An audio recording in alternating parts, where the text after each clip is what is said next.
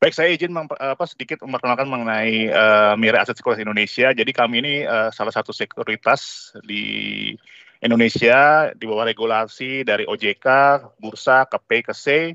Kami adalah member dari Bursa Efek Indonesia, kode kami YP. Kami mempunyai network di Indonesia dan kami ini menawarkan services yang cukup lengkap. Dari transaksi saham, fixed income, investment banking untuk IPO ya. Nah, kebetulan kami adalah bagian dari sebuah grup financial group yang namanya Mirae Asset. Asalnya dari Seoul, itu sudah ada sejak dari Korea ya.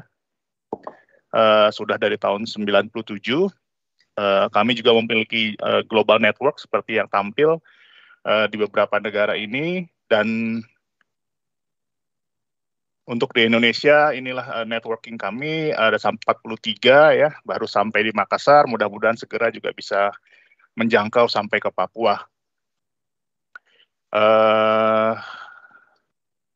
Nah, posisi kami saat ini adalah kami market leader untuk transaction value, volume, frekuensi. Kami juga nomor 1 market share, kemudian memiliki modal kerja bersih nomor 2 terbesar, nomor 3 untuk jumlah cabang. Investor kami nomor 4, dan kami juga memiliki aktif di sosial media. YouTube kami juga alhamdulillah sudah mencapai lebih dari 100.000. Jadi posisi kami saat ini leading di market share sebagai nomor 1 sejak dari tahun 2020 sampai dengan saat ini, dan inilah juga salah satunya yang mendasari kami juga untuk mengadopsi ISO 27001. Baru-baru ini kami juga minggu ini kami menerima 2 award ya, sebagai sekuritas terbaik teraktif. Kemudian CEO kami juga menjadi top eksekutif sekuritas company tahun ini. Juga ada award dari media internasional sebagai best retail broker, juga best domestic broker. Jadi ini sedikit profil mengenai Mirae Asset. Nah, sekarang saya izin sharing perjalanan kami ya menerapkan ISO 27001. Jadi memang ya ini sertifikat yang kami peroleh. Kebetulan kami saat kemarin sertifikasi dibantu oleh SGS, Pak Alan yang datang ke tempat kami untuk mengakses apa yang sudah kami persiapkan untuk mendapatkan sertifikasi ini. Dan itu perjalanan yang cukup panjang karena ternyata juga tidak mudah untuk bisa mengimplementasikan ISO 27001 ini. Tapi alhamdulillah ya akhirnya kami berhasil mendapatkan sertifikasi seperti yang ada tampil di depan layar Bapak Ibu sekalian. Jadi perjalanannya itu sebetulnya mulainya dari pendaftaran PSE. Ya, jadi awal 2020 kami harus melakukan pendaftaran PSE karena kami ini adalah lebih fokusnya kepada online trading. Jadi memang kami menyediakan sistem elektronik. Nah, atas dasar harus mendaftarkan ke Kominfo tersebut, saat pendaftaran kami mendapatkan persyaratan, salah satunya adalah harus menerapkan ISO 27001 tersebut. Nah, kemudian kami lebih mengumpulkan informasi apa sih itu ISO 27001, karena memang kami meyakini bahwa saat ini informasi ini memang menjadi hal yang semakin penting ya dalam dunia saat ini, di mana kami harus menjaga availability dari sistem yang kami miliki itu supaya bisa setiap harinya ready untuk melakukan transaksi, khususnya di saham yang mungkin pergerakannya memang setiap hari sangat fluktuatif gitu ya. Jadi kami mengumpulkan informasi apa itu ISO 27001, kemudian kami pun harus mengconvince BOD di organisasi kami, karena tadi Pak Alan juga bilang leadership-nya itu bagaimana top management harus punya komitmen nih. Nah, meng-convince BOD ini juga cukup challenging ya, karena ada pertanyaan ini sebetulnya untuk apa sih, kenapa sih harus begini begitu ya. Tapi ya itu dengan pelan-pelan akhirnya semuanya sepakat lah bahwa selain menjadi persyaratan untuk mendaftarkan PSE yang sempat tertunda, tapi hal ini juga bisa menunjukkan ya komitmen perusahaan kepada keamanan informasi yang ada dikelola oleh organisasi kami. Setelah kami mendapatkan persetujuan dari BOD, pertengahan 2021 itu kami mempersiapkan sebuah tim kecil ya, yang akhirnya kemudian ini nantinya juga menjadi ISMS officer. Nah, ini salah satu yang nanti juga diwajibkan ketika mengimplementasikan ini, yang dari pengalaman kami harus memiliki ISMS officer, SMKI officer-nya begitu.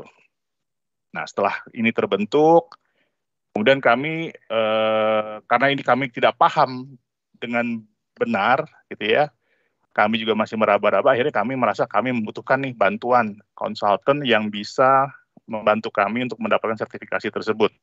Kami melakukan beauty contest, kami akhirnya memilih salah satu yang paling pas gitu ya. Nah, setelah itu kami bersama-sama mempersiapkan semua persyaratannya. Itu membutuhkan waktu kurang lebih di organisasi kami sampai sekitar 6 bulan ya. Setelah siap, akhirnya kami bertemu nih dengan SGS untuk memulai sertifikasinya. Sertifikasinya juga terbagi menjadi dua tahap ya. Tahap pertama SGS datang selama 1 hari untuk melihat semua dokumentasi-dokumentasi yang sudah kita persiapkan. Kemudian ketika ada temuan harus kami perbaiki sebelum SGS datang pada stage kedua. Pada stage kedua itu juga sekitar 2 hari, 1,5 hari atau 2 hari, saya agak lupa nih Pak Alan ya. Nah, ketika itu dilihat lagi perbaikan sudah kami lakukan dan juga dilakukan observasi langsung oleh tim SGS. Alhamdulillah kami menerima sertifikasi di November, dan dalam ISO 27001 ini memang berlakunya 3 tahun, tapi setiap tahunnya itu resertifikasinya setiap 3 tahun, tapi setiap tahunnya itu harus dilakukan surveillance audit. Jadi baru bulan lalu ini kami selesai surveillance audit di tempat kami untuk yang pertama kalinya. Dan ternyata ini juga bukan hal yang mudah begitu ya, Bapak Ibu sekalian.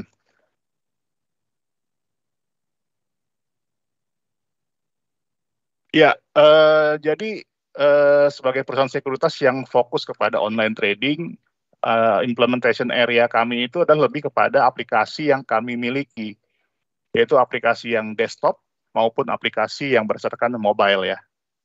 Nah, dari fokus kepada dua aplikasi yang kami miliki ini, dalam persiapan ISO 27001-nya ini akhirnya pun menyerempet ke hal-hal yang berlaku secara umum dalam perkantoran ya. Jadi nggak hanya tentang si aplikasi ini, tapi juga beberapa hal-hal yang terkait dengan office operational itu juga menjadi terimprove ya dengan penerapan ISO 27001 ini.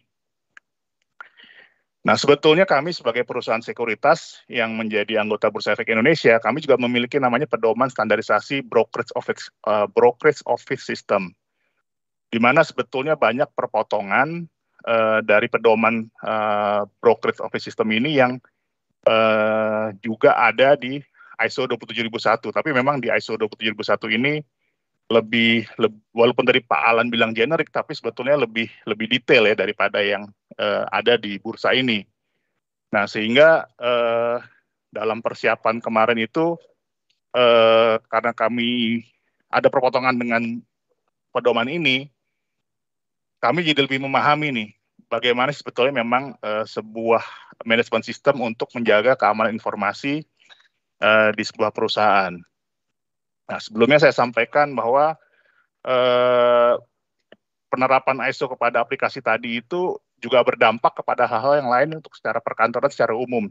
Jadi di tempat kami ini akhirnya yang terlibat dalam persiapan ISO 27001-nya adalah pastinya di tim IT, kemudian juga di General Affair, karena ternyata kan juga kita harus mengatur bagaimana hubungan dengan vendor, lalu aset-aset yang berhubungan dengan informasi itu apa saja. Nah, itu biasanya tempat kami berhubungan dengan General Affair.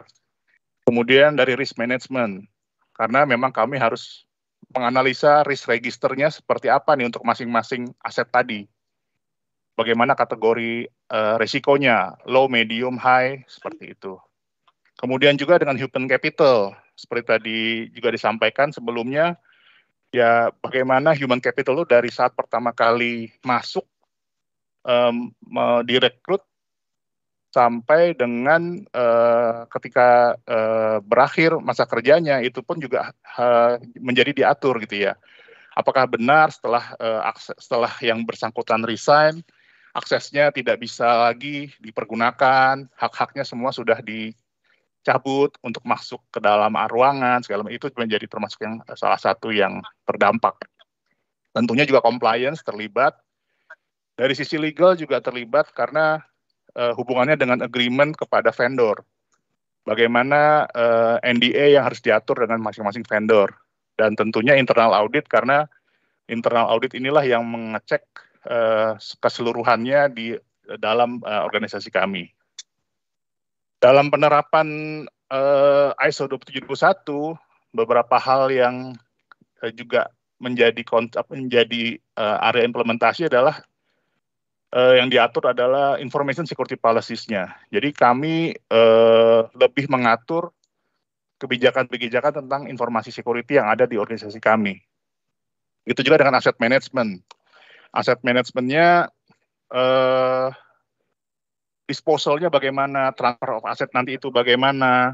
Kemudian tadi juga Pak Alan bilang labeling dari informasi itu, mana yang restricted, mana yang confidential, mana yang internal, mana yang public, itu harus diatur. Dengan vendor, itu juga harus diatur bagaimana SLA-nya mereka, kalau misalnya tiba-tiba dalam aset-aset tersebut ada hal yang harus ditindaklanjuti, seberapa cepat SLA mereka, bagaimana mereka bisa mengakses, misalnya mesin fotokopi, tempat kami fotokopi, kami menggunakan vendor pihak ketiga, nah bagaimana mereka bisa maintenance itu, tapi dengan tetap terjaga keamanannya, sehingga informasi itu tidak bocor. Kemudian juga dengan BCP, bagaimana kami menjamin continuity dari bisnis kami, kemudian juga mengenai backup, restore procedures, event log, dan lain-lainnya lagi. Nah, challenges-nya untuk kami adalah pasti masalah knowledge ya, karena memang seperti saya sampaikan tadi, ini adalah hal yang relatif baru dan memang ini standarisasi ISO pertama yang kami adopt. Jadi memang kami belajar banyak dari persiapan penerapan ISO 27001 kemarin. Dan mengenai information security policies-nya, mengenai Cloud Active Directory-nya, kami juga melarang adanya removable device, jadi USB, karena kami tidak bisa berikan aksesnya kepada sembarang orang untuk bisa mencolok USB dan ambil data dari device mereka masing-masing. Kemudian password on sensitive data juga kami terapkan. Ketika ada data-data yang sensitif, itu juga harus dibukanya, tidak bisa lagi dikirim dengan mudah seperti sebelumnya. Kemudian access control, user access matrix, ini juga berlaku untuk fisik, misalnya akses ke dalam ruangan, kemudian logiknya juga bagaimana untuk yang akses di logik pada sistem-sistem kami, siapa yang bisa akses kepada aplikasi ini, siapa yang tidak bisa. Jadi hal-hal itu salah satu challenges kami mengenai knowledge-nya, dan tentunya dalam persiapan kemarin dokumentasinya itu sangat banyak ya. Jadi itu juga cukup merepotkan, dokumentasinya banyak, dan ketika kemarin kami melakukan surveillance audit, ternyata kami juga baru menyadari bahwa living documents ya itu. Jadi dokumen yang harus selalu dilakukan update. Awalnya kami juga kurang paham, kami pikir data pertama kali kami submit ketika sertifikasi awal itu sudah cukup. Ternyata itu harus digali lagi, diupdate dengan keadaan terkini dari organisasi kami. Dan tentunya ini berdampak juga kepada kenyamanan dari employee kami ya, gitu ya. Karena sekarang password juga menjadi dibuat kompleksitasnya harus seperti apa, lalu umur passwordnya seperti apa. Sebelumnya itu kami tidak atur, tapi kami serahkan kepada masing-masing employee untuk mereka menjaga keamanan dari informasi yang ada di mereka. Kemudian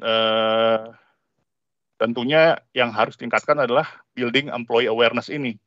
Nah, ini salah satu contoh yang kami lakukan sosialisasinya, ini kami tempel di seluruh area kantor kami, di setiap meja, setiap divisi, bagaimana menyampaikan bahwa kami sudah tersertifikasi dan kenapa ini penting, jadi ada hal-hal apa yang harus mereka perhatikan. Inilah challenges yang kami alami ya dalam persiapan mendapatkan sertifikasi kemarin. Impact-nya, kemudian kemarin ditanya impact-nya. Nah, impact-nya ini terus terang ya sebagai salah satu perusahaan jasa keuangan, compliance itu adalah hal yang sangat penting ya untuk kami, sehingga kami merasa dengan menerapkan ISO 27021 ini, compliance from regulatory perspective ini menjadi lebih baik lagi, karena pendaftaran PSE-nya pun kami juga sesuai dengan persyaratan yang dibutuhkan. Dan belakangan ini kan juga banyak berhubungan dengan Dukcapil. Jadi kami ini juga punya koneksi langsung dengan Dukcapil, di mana Dukcapil ini juga baru saja mempersyaratkan adanya sertifikasi ISO 27001 ini paling lambat pertengahan tahun depan.